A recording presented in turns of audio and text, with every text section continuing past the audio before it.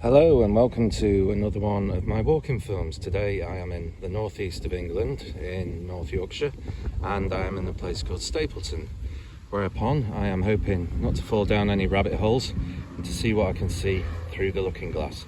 Come on, let's go. Okay, so why am I here? Well, I'm here to find Charles Dodson, who's also better known as Lewis Carroll. Brilliant, eh? So there's a place called Croft-on-Tees, which it's stated was very instrumental in the formulation of Alice in Wonderland.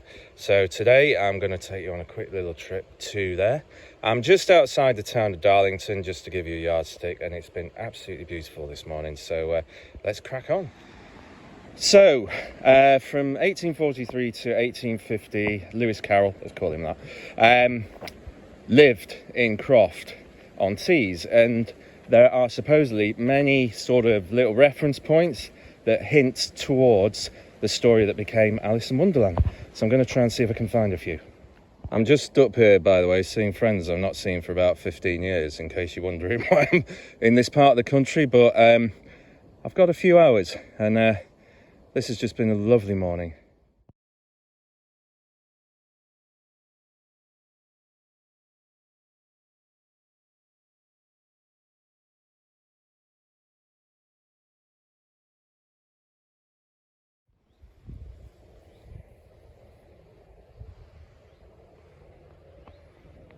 I love coming somewhere new.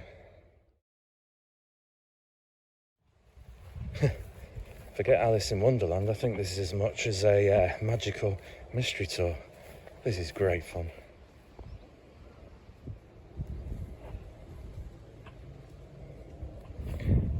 That was a bit of a surprise, turn the corner and then there's this massive horse running towards me, so back to Alice in Wonderland again.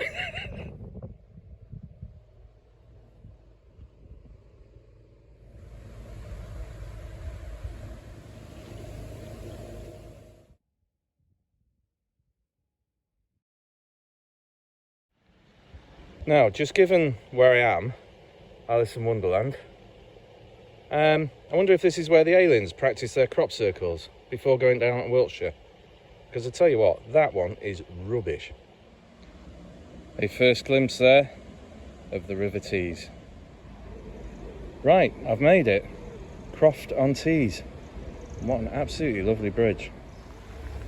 I'm also, didn't realise I'd hit it this quick, straight in on St. Peter's, which was such an important part to the whole story of Alice in Wonderland, and also Charles Dodson as was. So this is St. Peter's, where Lewis Carroll's father was ministering, so we'll go in and have a look.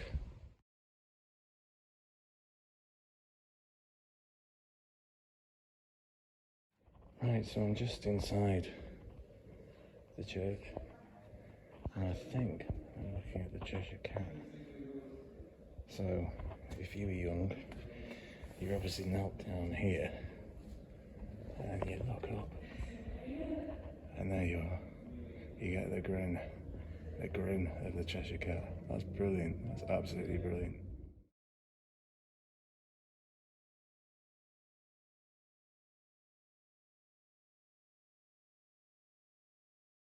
So this is the old rectory, so this is where Lewis Carroll lived from 1843 to 1850, and you can just see it's absolutely idyllic for a young child to grow up. Absolutely wonderful. It's just really is a different world, isn't it? Wow.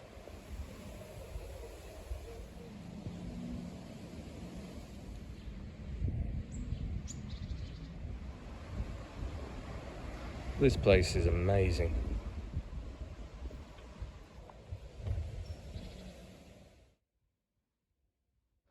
Now I can think of one person who would definitely be a resident of Lewis Close, and that's because he's been down quite a few rabbit holes himself.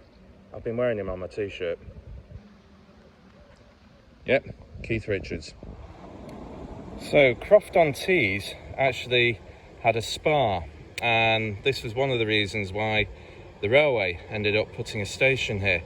Now, it is fair to say there are still 3 active wells Unfortunately, I don't have the time to go and find them today.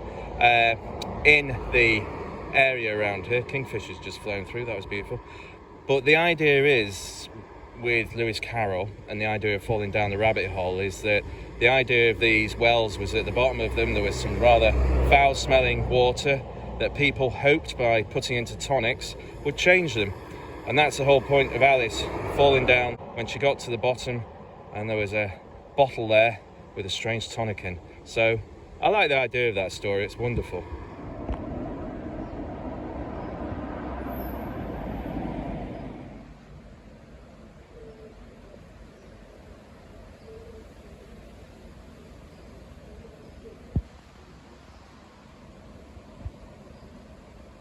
Well, thank you very much for coming with me on this little adventure to learn a bit more about Lewis Carroll and this amazing place called Croft-on-Tees.